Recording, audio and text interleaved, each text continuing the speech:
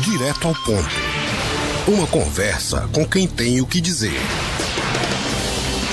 Pois muito bem, nesta sexta-feira, no Direto ao Ponto, conforme nós já anunciamos, estamos recebendo aqui no nosso quadro de entrevistas, para um bate-papo aqui com a gente, o professor Nelson Júnior, que é presidente da Associação dos Docentes da Universidade Estadual da Paraíba. Fazia tempo que não vinha aqui, está vindo participar do Jornal do Meio-Dia. Professor Nelson, boa tarde, seja bem-vindo aqui à Campina FM, é sempre um prazer recebê-lo. Boa tarde, Lenildo Ferreira, boa tarde, Gustavo Xavier, a sonoplastia do Vitor Silva, do João Paulo, pessoal da produção, a Bruna. Boa tarde a todos os ouvintes do programa Jornal do Meio-Dia, da Campina FM. Estou à disposição para a gente debater os assuntos inerentes que forem apresentados diante das questões relativas ao que tange a Universidade Estadual da Paraíba. Professor, vamos conversar até pelo motivo do contato do Fred Oliveira, que está aqui, nosso colega jornalista, assessor do EPB, que informou que o senhor gostaria de trazer uma outra perspectiva, me parece, a respeito daquele episódio ocorrido no dia 2, foi dia 2? Acho que dia 2 lá na UEPB em relação ao filme. Me parece que é uma versão, inclusive, que o senhor vai trazer em nome da professora que é responsável pelo Centro de Geografia. Isso. E que ela teria uma outra versão. Só para atualizar os ouvintes, nós entrevistamos aqui o advogado Flávio Brito e o estudante o Samuel Carneiro Miranda, que falaram inclusive sobre esse episódio, e eles apontam que foram vítimas de uma censura dentro da UEPB. Foi isso que aconteceu, ou na sua perspectiva, na perspectiva da professora, não foi? Não foi, Lenildo. Na verdade, essa é a percepção deles que não condiz, né, com a realidade. Né, a professora Jossandra Araújo Barreto de Melo, né, que é a chefe de departamento do curso de Geografia, foi quem autorizou, a princípio, o encaminhamento do ofício solicitando espaço na universidade. Mas só dando uma historiada um pouco de como é que isso aconteceu, né? No início de março, um aluno do curso de Geografia, eu vou evitar citar o nome, procurou, né, uma secretária do curso, alegando que tinha um apoio do Centro Acadêmico de Geografia para a exibição do filme. E aí, como é um aluno que frequenta o espaço, é conhecido, orientando, inclusive, da própria professora Jossandra em projetos de PIBIC, então é uma pessoa que transita dentro do espaço. A secretária pegou o ofício dele, encaminhou para diretor, para chefe de departamento, autorizando, né, esse espaço de utilização para a exibição do filme, porque a informação que tinha recebido dele era que tinha tido o apoio do centro acadêmico. E aí, de boa fé, tanto a secretária no primeiro momento, como posteriormente a chefe de departamento, né, encaminharam esse documento para o setor que faz a reserva solicitando esse espaço, né? Posteriormente,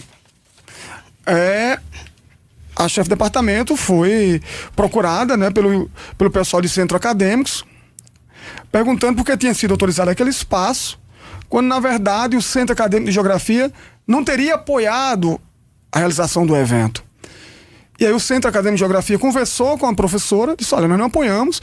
Ele realmente procurou o Centro Acadêmico de Geografia, o Centro Acadêmico escutou, ficou de avaliar coletivamente na direção do Centro Acadêmico, o Centro Acadêmico viu, avaliou e decidiu que não apoiaria, né? Pelas razões do Centro Acadêmico, eles não apoiariam. E aí comunicou a chefe de departamento. Naquele dia iria haver uma reunião do colegiado. Na reunião do colegiado, a professora Jossandra apresentou, né, que o centro acadêmico tinha procurado, tinha dito que não apoiava o evento. Então, o evento que começou, a princípio, com apoio do centro acadêmico, não tinha um apoio do centro acadêmico. E aí, qual foi a interpretação que a professora Jossandra teve naquele momento, juntamente com o colegiado? É que a reserva daquele espaço, né, tinha sido feito a partir de um erro administrativo, a partir de aquele pedido estaria viciado, porque veio com um pedido que teria o apoio do diretório, do centro acadêmico, não teve, e a partir de então, o colegiado decidiu por unanimidade, né, suspender, né, a autorização para a exibição do filme. Então, esse foi o trâmite que ocorreu. Não teve uma censura prévia em relação ao tema do filme especificamente, né? E a professora, inclusive, depois ela ficou bastante, digamos assim, chateada pelas alegações que foram feitas na imprensa, em redes sociais, de veto, de perseguição, de censura, quando na verdade o próprio aluno solicitou o espaço. Ele é orientando da professora. Se tivesse alguma censura da professora, algum veto ao pensamento divergente, a opiniões divergentes, ela não o teria como orientando, né? Então isso mostra que não tem essa relação de veto. Naquele momento ocorreu por uma falha no procedimento e que o centro acadêmico disse, nós não apoiamos, né? Nós não apoiamos. E aí, o que é que foi feito? Foi retirado de pauta para aquele dia. Após a solicitação na via judicial que autorizou a exibição do filme, no mesmo dia, a chefe de departamento recebeu essa autorização um pouquinho antes da exibição do filme, no dia 2, por volta das 17h30, mais ou menos, recebeu essa notificação, foi para o espaço do auditório onde ia ser exibido o filme, e o pessoal não apareceu para exibir o filme. Então veja, essa citação era para ter ido, inclusive, para quem era responsável pelo auditório. Não era nem pela professora. A professora não tinha nada a ver com a história. Era para quem era responsável pelo auditório, abrir o auditório para exibir o filme. Mas a professora, de bom grado, recebeu a notificação e foi lá. O pessoal do auditório só recebeu essa notificação no dia seguinte. Então, se a professora tivesse algum interesse, né, em criar obstáculo para a exibição do filme, todo mundo sabe como o mundo funciona. Diz, não, quem é que é citado? Não vou assinar porque não sou eu. Procure o citado. Se o citado tivesse algum interesse, sumia do mapa. Só vinha no outro dia. E não. Estavam todos lá, foram pro local da exibição do filme, esperaram o pessoal chegar para exibir o filme, inclusive fizeram foto no local com a liminar mostrando que estavam lá. E o filme acabou naquela data não sendo exibido. Ô professor, só para poder entender, até para botar o Gustavo aqui na conversa, para a gente poder entender esse aspecto. Pelo que eu entendi da sua fala, digamos que teria sido uma questão de ordem formal, porque o que foi dito aqui, eu tenho até um trecho aí de uma fala do advogado, na verdade eles não responsabilizaram a professora, pelo contrário, ele exclui a professora da responsabilidade, se não da responsabilidade formal, ela responde pelo setor. Inclusive, aqui na decisão do juiz Rui Jander, a pessoa qualificada e que há determinação para o cumprimento da medida é a professora Jossandra, me parece esse o nome, Araújo Barreto de Melo, justamente porque ela é a chefe do setor. Mas nem mesmo o juiz, digamos que responsabiliza a professora.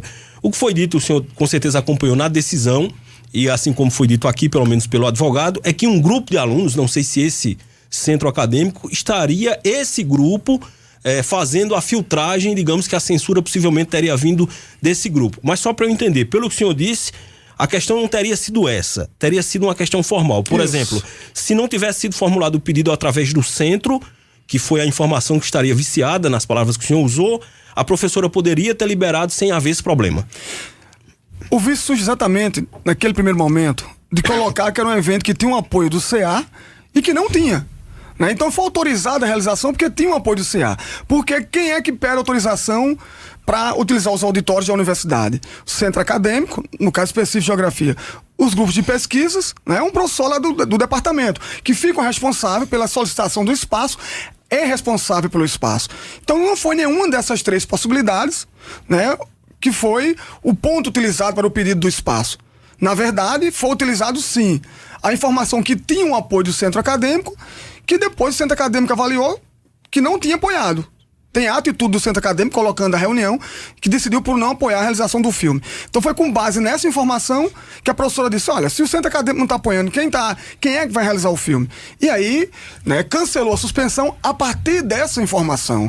Agora, é óbvio, o juiz, quando deu a liminar, ele deu diretamente à professora. Porque ela é autoridade. É autoridade, ele não conhece como funciona a universidade, não sabe quem é que é responsável pelo local. A professora podia dizer, não, eu vou para lá, mas não tem a chave. Eu vou pra lá, não tem uma chave. Aí não há, porque a professora não tem a chave, então não tinha como cumprir. É como ele tivesse dito, não, foi Nelson Júnior, o advogado botou, foi Nelson Júnior que conversou, fale pra ele lá abrir. Eu ia pro local, mas não ia abrir, porque eu não tenho a chave. Quem tem a chave é o responsável pelo auditório. Então não houve esse veto do ponto de vista político, né? O que houve foi um cancelamento devido ao vício de origem lá. Foi por isso que foi cancelado. Né? Então não foi outro motivo, senão esse. Vamos botar o homem de esperança aqui, Gustavo Xavier, na conversa. Boa tarde. Boa tarde, Danieldo Ferreira. Boa tarde a todos os ouvintes da Campina FM. Professor Nelson Júnior, seja bem-vindo. Professor, eu estou com um manifesto do Coletivo Integrado dos Centros Acadêmicos da UEPB e ele deixa claro no texto que o documentário, o filme 1964, Entre Armas e Livros, não seria exibido na UEPB por causa de uma pressão política por parte desse coletivo. E no final ele diz o seguinte, que esse filme não ajudaria de forma nenhuma a questão acadêmica na UEPB. E isso é que o coletivo integrado diz, que foi realmente uma parte política, que houve uma pressão em cima do Centro de Geografia. O senhor disse que foi uma questão administrativa. Quem fez a pressão disse que foi uma questão política. Como é que fica? Qual versão fica nessa história? Não, aí tem que entrevistar o pessoal do centro acadêmico, né? Do centro integrado lá do centro acadêmico, porque a universidade não vai se mover, né? Não vai fazer uma plenária atrás da outra, ouvir centros acadêmicos, um e outro, para tomar decisão. A professora, diretora do curso de Geografia, tomou a decisão porque, oficialmente, o centro acadêmico comunicou a posição que não tinha apoiado a exibição daquele filme. Os motivos que levaram o Centro Acadêmico de Geografia para não apoiar a exibição do filme tem que ser discutido com o centro acadêmico, né? Então, eu não tenho como fazer aqui um juízo de por que o centro acadêmico disse isso. Né? Como, por exemplo, obviamente, quando chega num momento como esse, de polemização do tema, as pessoas colocam sua posição e vai fazer o debate político, como o advogado aqui, eu vi a entrevista, onde ele diz, olha, a UEPB não vai ser a única, não vai ter o privilégio de ser a única no estado que faz a censura. Na verdade, ele está fazendo política, né? Aproveitou-se do fato para buscar fazer um debate ideológico sobre essa questão. No fundo, foi isso que aconteceu. Então, por isso, criou todo um clima de animosidade desnecessário. Né? Desnecessário, porque se o estudante tivesse voltado no outro dia, disse, olha, estou fazendo agora aqui com apoio do professor fulano de tal, porque deve ter professor na universidade que concorde, que queira a exibição do filme. Ele podia chegar, não, o professor quer fazer a exibição do filme e tal, encaminha, muito possivelmente ele teria conseguido a pauta para a exibição do filme. O que aconteceu foi exatamente, ele procedeu de forma errada e as pessoas não quiseram assumir a responsabilidade. Por que motivo a chefe de departamento iria assumir a responsabilidade pela exibição do filme? Não foi ela que selecionou o filme, ela não pensou o filme, não foi ela que... Não tinha nenhum objetivo pedagógico, político ou cultural do filme para ela, não era do interesse dela a exibição do filme, então por que ela deveria chancelar? Né? O centro acadêmico, que no primeiro momento foi dito que chancelava a exibição do filme, disse não, ele disse uma inverdade, nós não apoiamos o filme. Então se não tem ninguém que apoia o filme, por que é que no outro dia porque era que nesse dia iria exibir o filme para depois a direção do centro, do departamento de geografia, a chefe do departamento, ser cobrada pela exibição do filme, quando ela não apoiou, quando não era um programa da disciplina dela, quando não era um programa cultural que ela estava discutindo, era algo de terceiro. Algo de terceiro. Então, quem é que se responsabiliza? Não tinha ninguém se responsabilizando. Naqueles auditórios você tem data show, você tem sistema de som. Quando nós do EPB realizamos a Assembleia Geral, qualquer evento ali, a responsabilidade é nossa. Se quebra um equipamento daquele, salvo motivos externos, falta de eletricidade, essas coisas que danificam o equipamento, mas qualquer outro problema lá durante aquele momento vai ser de responsabilidade do sindicato. Então, se um professor vai utilizar aquele equipamento e tem danos naquele equipamento, a responsabilidade vai ser do professor. Mesma coisa o centro acadêmico. Então, faltou exatamente fazer um procedimento correto para a solicitação desse espaço, de acordo com os trâmites, com os costumes tradicionais ali na universidade. Professor, eu queria até aproveitar, inclusive, a sua presença, porque conforme o senhor com certeza acompanhou também, na primeira decisão, por uma questão de formalidade processual, que foi uma ação popular, foi um instrumento que o juiz considerou que não era adequado naquele momento, ele deu uma sentença, mas na sentença ele fez uma fala que é muito dura e que envolve inclusive os professores da UEPB, e eu queria a sua posição a respeito disso. Ele fala aqui, apontando que no trecho final aqui da sua decisão, ele fala em repressão da liberdade de pensamento, de admissão do contraditório em relação a teses sobre a tomada do poder em 64, numa universidade pública onde estudantes desfilam nus e são aplaudidos por outros alunos. Numa demonstração de degradação do ensino superior naquela instituição de ensino, e vem aqui o ponto que eu acho que é importante a gente discutir, inclusive. Muitas vezes tomadas de estudantes e professores partidários ligados a grupos políticos ideológicos que não admitem outra posição que não seja a sua, seja ela qual for, enquanto a qualidade do ensino cada vez mais decai e se banaliza a mérito de graduação. Existe uma atuação de grupos de professores e de estudantes que possuem ideologia, e a gente sabe que a universidade reúne ideologias das mais diversas, que se conflitam inclusive. Mas existe uma hegemonia de grupos dentro da universidade hoje que dizem, e claramente falando, grupos mais à esquerda, grupos progressistas, aquilo que pode ou não ser discutido estabelece uma censura dentro da universidade? De forma nenhuma, isso não existe. Na universidade o espaço é aberto. Meus alunos, eu sou uma pessoa de esquerda, isso não é dúvida, não é surpresa para ninguém. Eu coloco minhas opiniões e digo para meus alunos, leia o contraditório. Leiam diferente do que eu estou dizendo, para você formar a sua opinião. Porque a minha opinião parte da minha realidade de vida, da minha inserção no mundo, da minha experiência como professor, como ser humano. Você escuta a minha opinião, mas veja outras opiniões também, não fique só na nossa. Então não existe, enquanto regra na universidade, esse cerceamento da liberdade. Muito pelo contrário, é estimulado esse cerceamento, é estimulado essa liberdade de expressão. Por isso que as pessoas se colocam na universidade. Você tem várias possibilidades de colocar a sua opinião, seja numa disciplina, seja numa atividade política dentro da universidade. Não existe grupo de professores, né, nem de estudantes, pelo menos que eu saiba, que busca impedir o outro de dizer o que pensa. Né? Logicamente eu respeito a opinião do juiz, né, que dentro de uma sentença faz juízo de valor sobre questões que não são específicas daquela sentença, mas eu respeito a opinião do juiz. O senhor diria que os casos de pessoas que agem assim, sejam estudantes, sejam alunos, tentando coibir a opinião de um outro, desqualificar a opinião, tendo uma postura mais violenta, ele estaria no campo da exceção e não da regra? Com certeza, Lenildo. Na universidade o espaço é aberto para o debate. Eu mesmo já tive alunos que se diziam de extrema direita, foram alunos meus, foram aprovados, né? Discutiam comigo, professor, mas por que esse autor aqui da disciplina? Eu disse, olha, você me traga um autor da extrema direita que discute esse tema que nós vamos debater aqui na sala. Não veio a bibliografia. Né? Porque os autores não são, muitos deles, lógico, dependendo da disciplina, que não é o nosso caso, você pode ter um autor mais à esquerda ou mais à direita. Se tu vai discutir economia na universidade, vai discutir marxismo, tu vai ter autores de esquerda, tu vai ter autores mais à direita que vão discutir o marxismo. Você não pode fazer economia sem discutir marxismo. Você não pode fazer economia sem discutir teses liberais, neoliberais, teses conservadoras. Isso faz parte do curso da economia, que não é meu curso, sou psicólogo. Você vai ter pessoas na psicologia que vai discutir a saúde mental no trabalho a partir de uma perspectiva mais libertária, mas não necessariamente de esquerda, não necessariamente fechado em uma concepção de esquerda. A gente não pode simplesmente dizer que tudo hoje ou é de esquerda ou é de direita. Você vai ter pessoas mais progressistas, que vão se aproximar de uma concepção mais aberta, mais liberal, às vezes à esquerda. Vai ter pessoas mais conservadoras, posições políticas mais conservadoras, inclusive científicas, voltadas a outras posições mais conservadoras, mais à direita, mas necessariamente não se prende a uma coisa ou outra, porque a produção do conhecimento não pode estar sob amarras. Você não pode botar um cadeado e dizer, ó, que nesse departamento só se pesquisa isso, a gente só discute isso na universidade. Não. Né? Então não tem essa coisa na universidade enquanto decisão, né, de instrumentalizar, dizer, não, aqui só se discutir isso, é proibido. É como você disse, se ocorrer uma coisa desta natureza, né, são exceções, porque as pessoas não são iguais, né? As pessoas não pensam politicamente igual, religiosamente igual, culturalmente igual. E aí você pode ter que, dentro de um universo de professores e estudantes, pessoas que se comportam de uma forma mais ou menos autoritária, seja para um lado ou para o outro. Mas essa não é a regra na universidade, essa não é a regra, por exemplo, nos colegas do departamento de geografia. Eu estou aqui, né, com questão de departamento de geografia, grupos de pesquisas, alunos participam de PIBIC, trabalhos de extensão. Então tem muita produção acadêmica, os colegas que trabalham bastante. E as pessoas dizem, poxa, que discussão é essa? Quer dizer que a gente agora virou censor? Como é que a chefe de departamento tem um aluno, né, que se diz de direita, e orientando dela, e como é que ela é uma censora? Como é que ela é uma pessoa que reprime o diferente? Se ela não discutisse com o diferente, ela não teria esse aluno na sua orientação.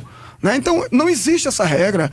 Né? A professora, em caso aqui, em nenhum momento ela utilizou-se de uma concepção política para vetar o auditório, nem para tomar qualquer decisão acadêmica. Ela foi alvo de excessos porque, conforme o Fred, quando fez contato com a gente, e conforme eu acho que uma nota do EPB que eu vi, fala que a professora teria sido, inclusive, alvo de alguns excessos.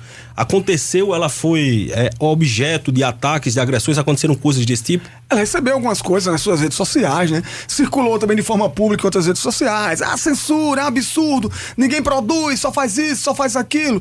Na verdade, as pessoas aproveitaram para fazer uma guerra. Né, para fazer uma guerra contra a universidade. Agora, dizer que a qualidade da universidade, dizer que a universidade está decaindo, é uma inverdade. A pessoa que diz isso não leu, não se informa, está repetindo um discurso político ideológico. Porque se você pegar a universidade nos últimos anos, as avaliações dos cursos de graduação da universidade têm melhorado.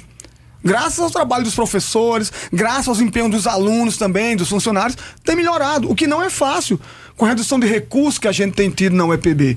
E apesar disso, os professores têm se dedicado, juntamente com os alunos e servidores, para fazer uma UEPB cada vez melhor. Então a UEPB é um espaço, sim, de democracia, de debate de ideias. E por ser um espaço de democracia e debate de ideias, você vai ter alguns confrontos em alguns momentos. Alguns confrontos políticos, de divergência. É natural que isso aconteça em uma democracia. Olha, Gustavo... Mas nunca censura. Eu fiz, por conta eu acabei não concluindo por conta de questões da vida, do cotidiano. Eu fiz 2 anos de seminário evangélico. E os debates lá eram acaloradíssimos. Faltava a gente sair no pau nesses debates. Quando você discutia alguns aspectos doutrinários, os debates eram quentes, muito quentes. Na época de universidade estadual, a gente tinha debate que voava a sala. Mas assim, por exemplo, eu tinha um professor com o perfil de Nelson Júnior. Temos ideologias distintas. Lá fora, a gente era super amigo. A gente ia lanchar, tomar café, brincar, mas o debate na sala de aula era muito acalorado. E eu acho ótimo quando a gente consegue conviver assim. Pega o pau no debate, briga mesmo, bota as exposições. Agora, é preciso que tenha, com certeza, o respeito. Eu queria só fazer aqui pedir para o Vitor colocar aí, pra gente até ressaltar o áudio um trecho da fala do advogado Flávio Brito, que eu acho que serve também como eu posso dizer assim, como um posicionamento em relação a isso que foi dito. Que a professora teria sido vítima de algumas agressões, no sentido de que o próprio advogado aqui na fala, a Campina FM, ele eximiu a professora Jossandra Araújo Barreto de Melo de culpa sobre a eventual prática de censura dentro da universidade. E explicou que ela foi qualificada nos autos exatamente porque era chefe do departamento, e aí na petição inicial você tem que indicar o nome da contraparte, e foi indicado o nome da professora. Para a gente poder consignar, vamos ouvir essa fala do advogado Flávio Brito. Inclusive a decisão tem a parte qualificada, que é justamente a chefe do departamento de geografia do SEDUC da UEPB, essa pessoa que vai receber esse comunicado da justiça para dar cumprimento a essa decisão. Isso, ela já foi notificada ontem à noite, inclusive o mandado já tem a assinatura dela, então ela tem ciência realmente da decisão judicial. Agora é o seguinte, muitas pessoas questionaram, né, inclusive em alguns grupos de WhatsApp, e aí a gente não tem controle sobre a opinião das pessoas, mas é bom se esclarecer isso. Não se está aqui a prejudicar nenhum professor, que é uma professora que é chefe do departamento. Na verdade, o ato de cancelamento partiu dela. Isso é uma questão legal, porque a lei diz que eu devo entrar com o mandado de segurança contra o ato da autoridade. A autoridade, nesse caso, foi a chefia do departamento de geografia. Então, se fosse outra pessoa, seria a outra pessoa, né? Não importa a pessoa. Agora, quem partiu esse ato de cancelamento foi dela. Então, não é... Os alunos aqui e nós não estamos contra a professora. Pelo contrário, eu até acho que ela agiu de boa fé. No sentido de que, num primeiro momento, houve o deferimento. Inclusive, ela encaminhou um memorando à central de aulas para que houvesse o agendamento, inclusive já repassando aos alunos as orientações de como ia ocorrer. Agora, ao que parece, houve uma movimentação e uma pressão dos centros acadêmicos, né? E aí eu digo isso embasado numa nota que está na mídia social, que foi juntada aos autos, e essa nota do SICA, que é o Centro Integrado de Centros Acadêmicos, que até agora eu não entendi a lógica e a formalidade desse coletivo, que tipo assim, acho que é algo meio que independente ou paralelo ao DCE.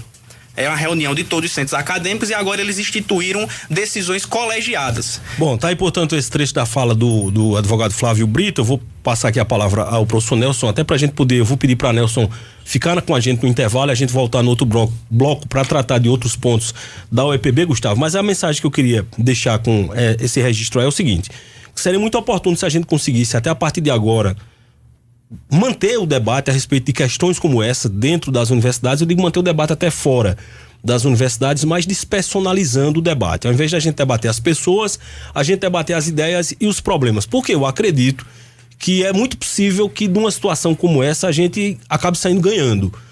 ganhando em melhoria do diálogo, ganhando em cortar, em aparar arestas e ganhando em, por exemplo, coibir eventuais ações de extremistas, seja de que lado for e de que grupo seja. Portanto, tá aí a manifestação de respeito do pessoal pela própria professora, a professora Jossandra, professor Nelson.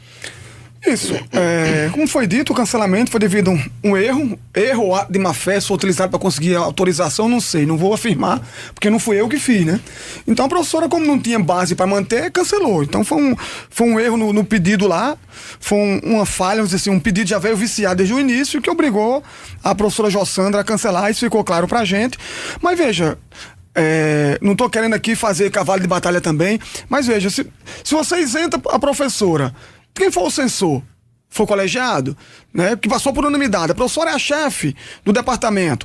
Então, de alguma forma, mesmo não personificando textualmente, mas politicamente vai para a pessoa que é responsável por aquilo ali.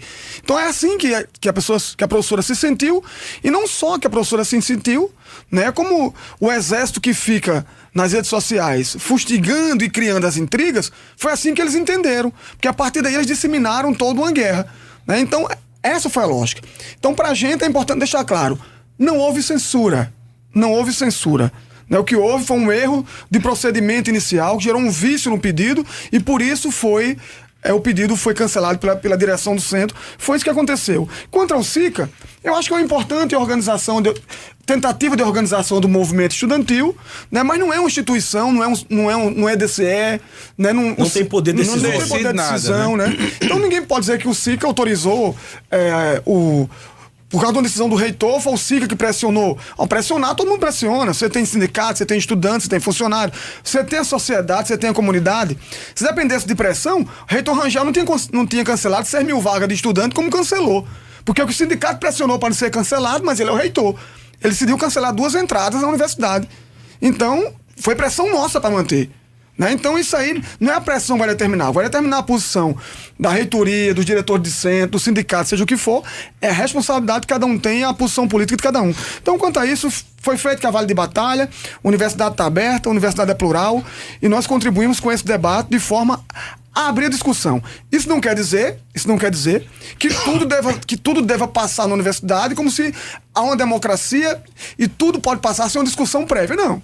Algumas coisas precisam, em determinado momento, passar por uma discussão e talvez, em dado momento, a justiça tenha que pronunciar. Mas não foi o caso específico aqui. Né? Tanto que o filme foi exibido essa semana, nenhum professor entrou com ação, o sindicato não entrou com ação. Foi exibido o filme, normalmente. Então, foi feito... Não teve confusão, né, Nelson? A gente não teve registro, né? Não teve confusão, né? Não sei se alguém foi lá fazer o debate. No dia, infelizmente, eu não estava presente. Né? Enfim, mas a universidade está aberta para o debate. Pois muito bem, vamos fazer um intervalo comercial. Eu vou pedir para o professor Nelson ficar para a gente aproveitar mais uns 10 minutos no próximo bloco e falar sobre algumas outras questões a respeito da UEPB. Agora são 12h36. São 12h41 agora, 12 horas mais 41 minutos na Paraíba. A gente voltou aqui conversando com o professor Nelson Júnior, presidente da Associação dos Docentes da UEPB, e claro que a gente não poderia deixar essa conversa passar sem trazer um raio-x do momento da Universidade Estadual da Paraíba em relação a uma discussão que se arrasta, veja só como o tempo passa rápido, né? Desde 2012, que é essa questão da autonomia da universidade e a situação financeira. Como é que o senhor atualiza a gente a respeito dessas informações? Como é que a UEPB está agora, professor? Não, o orçamento da universidade de um bom tempo para cá já vem passando por uma situação de reduções drásticas, né? Você tem aí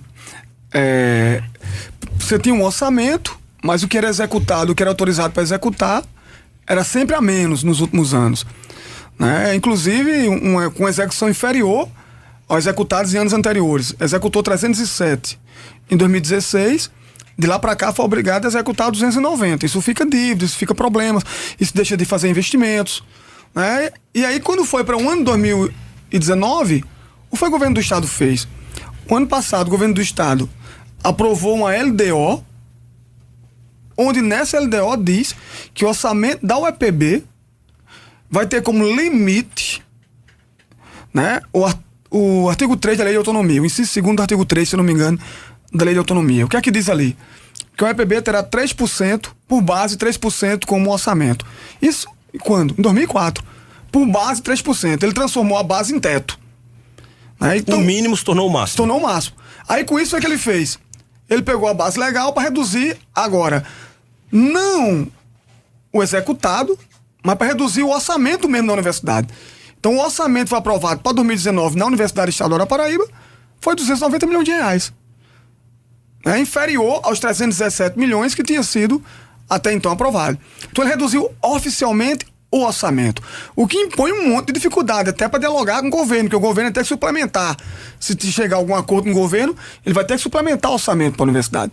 Então, do ponto de vista orçamentário, o estrangulamento é grande. É grande o estrangulamento na UEPB. E é preciso encontrar saídas para isso. Né? Isso levou a universidade a trancar vagas de alunos, como eu falei. Professor, eu ia lhe perguntar exatamente a respeito dessa questão das consequências. E o que é que se pode prever para o futuro caso essa política seja mantida em relação ao orçamento da UEPB? Lenildo, eu vejo o futuro com preocupação. Por quê? Nós temos hoje 8 campi. Há 2 anos atrás, a UEPB tinha pouco mais de 20 mil alunos. Se você reduz as entradas que a universidade reduziu, são 6 mil alunos a menos. Aí eu faço um parênteses para dizer, dos 6 mil alunos a menos que a UEPB tem hoje, pelo menos 3 mil alunos são alunos que viriam da escola pública. São alunos pobres. Né? Alunos que estão na escola pública batalhando. Por conta da cota, o senhor faz essa conta? Por conta da cota, é 50%. É meia. Exatamente. Então você tem aí alunos que deixaram entrar na universidade, né? Então, desses 6 mil, pelo menos 3 mil são alunos que viriam da escola pública. Isso é ruim. Porque isso dificulta a possibilidade, inclusive, né, de construção do conhecimento, de fortalecimento, de ascensão desses alunos que vêm das camadas mais pobres da população, do acesso ao ensino superior. Então, a nossa preocupação é que isso pode se ampliar e chegar ao ponto, inclusive, Lenildo, de reduzir campos da UEPB. Eu tenho dito isso faz 2 anos, sempre que eu venho aqui, essa mesma ladainha, isso vem se concretizando. Já são 2 semestres que a UEPB cancelou a entrada de novos alunos. E está começando a se construir um conceito que a UEPB de repente pode ficar com apenas uma entrada. Em vez de a entrada de fevereiro e agosto, ter apenas uma. Por exemplo, a de fevereiro. Não teria uma segunda entrada. Isso significa consolidar o que está hoje. Né? Consolidar esse estado de coisa que está hoje, ou seja, em vez de 6 mil vagas por ano, 3 mil. Ô, professor, e só para emendar aqui, Gustavo, em relação à questão salarial, há quanto tempo os professores da UEPB não têm um aumento real nos seus salários? Olha, aumento real faz bastante tempo, né? Pelo menos desde 2004 para cá. Nós temos hoje 30,49% de perdas em relação ao salário mínimo. Né? Não é que a gente teve reajuste de acordo com o salário mínimo e não teve reajuste real. A gente não teve reajuste nenhum. Então são 30,49 segundo o DIEESE, de perdas salariais. Aí você bota aí uma realidade onde tudo aumentou, tudo ficou mais caro, né? Crise na universidade, que a crise da universidade implica, muitas vezes, quando você vai para um congresso, para um evento, você vai ter de gastar do seu bolso, porque a universidade não vai ter aquele recurso para te dar um aporte que contribua com a tua participação nos eventos científicos e acadêmicos, e seu salário congelado e essa perda. Então, além da perda que nós estamos tendo como professores ativos, você vai ter aí perdas também dos professores aposentados. Você tem professores aposentados hoje que estão numa situação ainda pior, porque o Estado, quando a gente teve algum aumento, o Estado não repassou esses aumentos para os aposentados. E se repassou, foi no percentual ainda menor do que o aumento que ele teve. Se ele tinha 5, o Estado passava 2. Se ele tinha 6, o Estado passava 2,5, 3. Né, nos 8 anos do governador Ricardo Coutinho. Então a situação dos aposentados da UEPB é uma situação muito difícil. Então nós entregamos ao governo do Estado, Lenilton, Gustavo, nós entregamos ao governo do Estado em janeiro, dia 8 de janeiro, um pedido de audiência para a UEPB, para do UEPB e para o Sintesp, para a gente discutir a pauta da universidade. Discutir reposição salarial, claro. Discutir reposição salarial. Os professores da UEPB, os servidores da UEPB precisam de uma reposição salarial, que inclusive possa também beneficiar os professores aposentados. Mas além disso, também discutir outros pontos, que as progressões funcionais estão congeladas. Voltaram a ficar congeladas, o governo descongelou em um momento, depois congelou de novo. Então nós queremos discutir com o governo do Estado, sim, essa política salarial. Aí você pode dizer, poxa, Nelson, vocês querem 30,49% de uma vez? Não. A gente quer discutir com o governo. Governador, qual é a programação? É 5% agora? É 10%? É 15%? Quanto é o ano que vem? Não, porque a crise, certo, o que é que o senhor pode fazer agora? E com relação à entrada dos estudantes na universidade, como é que fica? Nós queremos ser 1.000 alunos de volta na UEPB. Nós temos clareza que nós existimos como professor, que a UEPB existe enquanto universidade, porque tem alunos. Nós queremos as 6.000 vagas, as 3.000 vagas em cada semestre de volta para a universidade. Nós queremos garantir que essa universidade continue pujante como ela sempre foi nos últimos anos. Então nós queremos discutir isso, governo do Estado. Qual é a política do governo do Estado para a UEPB? Qual é a política de valorização para os profissionais da UEPB? Isso incluindo os professores ativos e aposentados, como eu falei, mas também de política de incentivo, política de assistência estudantil também. Porque não dá para um aluno entrar na universidade e você ter um restaurante universitário limitado, você não ter uma residência estudantil. Não dá alunos que vêm, principalmente como eu disse agora há pouco aqui, alunos carentes. Não adianta dizer que você tem a vaga na universidade, mas não tem a contrapartida para garantir aquele aluno na universidade. Ô professor, a gente conversa com membros do governo e o senhor é prova que sempre que o governador Ricardo Coutinho vinha aqui, eu tocava no assunto por ser aluno da UEPB, e ele sempre falava, ou até em off, o governador João também falou, que o plano de cargos dos professores da UEPB é inviável hoje, que foi de uma época boa, que hoje não tem condições mais de seguir isso que era aplicado antes aos professores. O senhor acha que tem como mudar, tem como amenizar, ou o senhor acha que não dá para mudar de fato essas progressões, esse plano dos professores? Veja, o governo do Estado fala a partir de uma posição onde houve incremento do orçamento do Estado nos últimos anos. Inclusive mais do que na época que foi feito o plano. Quando esse plano de cargo foi feito, logo depois o então governador Cássio foi cassado, Maranhão dizia que era um absurdo, que não ia ter condição de pagar, e pagou. Ricardo Coutinho assumiu o governo do Estado dizendo que estava quebrado. E o Estado não quebrou. Então é comum a quem está no poder querer reduzir despesas em cima de salário para poder ficar algum recurso para que eles possam, de alguma forma, colocar o seu plano em prática. Foi isso que é o governo Ricardo Coutinho, tirando orçamento da universidade, tirando orçamento de outros poderes, para colocar o seu plano de governo em prática. Se o governo acha que esse plano é ultrapassado, qual é a proposta do governo? Esse plano foi construído depois de muita luta. Então qual a proposta que o governo tem sobre isso? Nosso plano, ele não é um plano... ele não inviabiliza o Estado, é tanto que o Estado funciona até hoje, e não teve problema em relação a isso. E se você diz, se o governo acha que o plano é ultrapassado, o próprio governador Ricardo Coutinho, quando era governador, fez incremento nesse plano. Fez incremento nesse plano relativo, por exemplo, aos funcionários técnicos da universidade. Ele incrementou o plano dos funcionários técnicos. Então, se era ultrapassado, não é que o governador ainda fez uma alteração incrementando. Que eu acho que foi correto o que o governador fez. Eu concordo com o que ele fez, não está errado, não. Agora não pode ter um discurso e uma prática. Mas isso o governador, Gustavo, ele precisa sentar com a gente. Ele precisa sentar com a gente e dizer, olha, eu acho isso. E a gente dizer, governador, nós temos essa percepção, nós temos essa leitura. A partir daqui, qual é a saída que a gente tem? Eu não acho que a saída seja quebrar o plano, de forma alguma. A saída é fortalecer o plano. A saída é usar a universidade estadual com todo o potencial que ela pode ser utilizada. Me diga uma coisa, por que o governo do Estado faz concursos para servidores públicos do Estado e contrata outros institutos para fazer o concurso? Eu quero uma explicação do governo do Estado para isso. Por que é que o governo do Estado não contrata a UEPB para fazer esse concurso? A UEPB tem expertise nisso.